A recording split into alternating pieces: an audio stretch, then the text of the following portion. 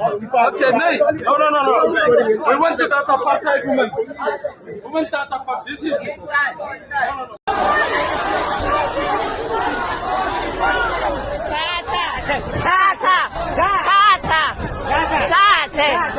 No. And that then ended up in a situation where rubber bullets had to be fired, and as I understand it, several people were also arrested.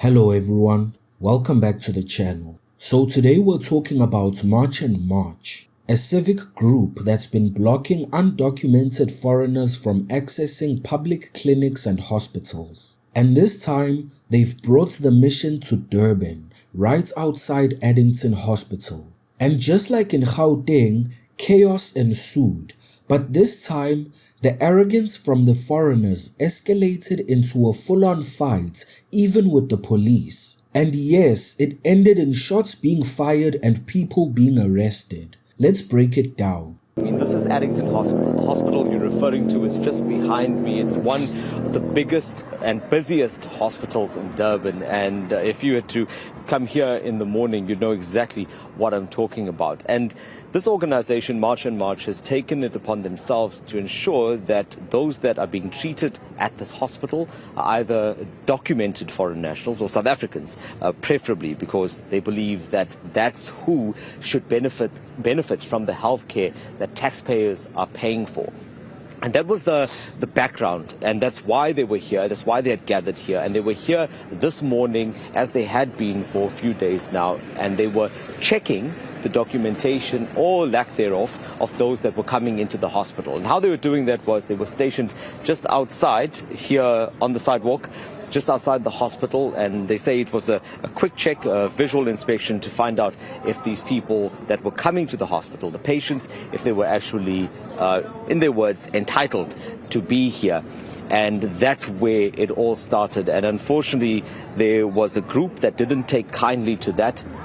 And as a result of that, there was a scuffle that broke out. Police were then called in, the SAPS and the Metro Police, and that then ended up in a situation where rubber bullets had to be fired. And as I understand it, several people were also arrested, those that had come here to protest against the protesters, if I could call it that. But let's get a little more clarity now from the chairperson of March and March, Teresa Nokia.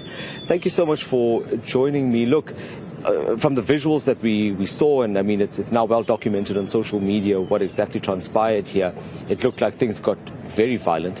What was the catalyst? How did we get to that point from what I understand to be a peaceful protest outside?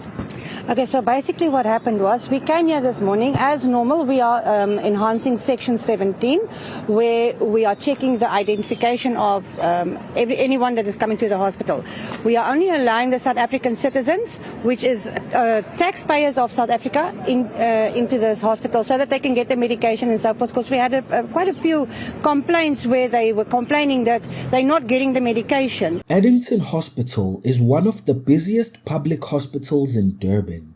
Every morning it's packed, long queues, limited medication, not enough beds. South Africans know this, they live this. And now March and March has said enough. So they decided to stand outside the hospital, visually checking everyone who walks in. Their goal was to ensure South Africans and properly documented foreigners are prioritized. That's it. But then came a group of illegal foreigners, mostly Somalis and Ethiopians, who didn't like what was happening. And instead of walking away or reporting it legally, they got aggressive, they got violent. A scuffle broke out, and these foreigners fought the citizens who were standing their ground outside the hospital. And when the police arrived, they didn't stop, but instead they turned their rage to the SAPS. This is what shocked many South Africans. What kind of illegal foreigner fights the police of the country they're squatting in? This shows a level of entitlement and arrogance that is beyond belief.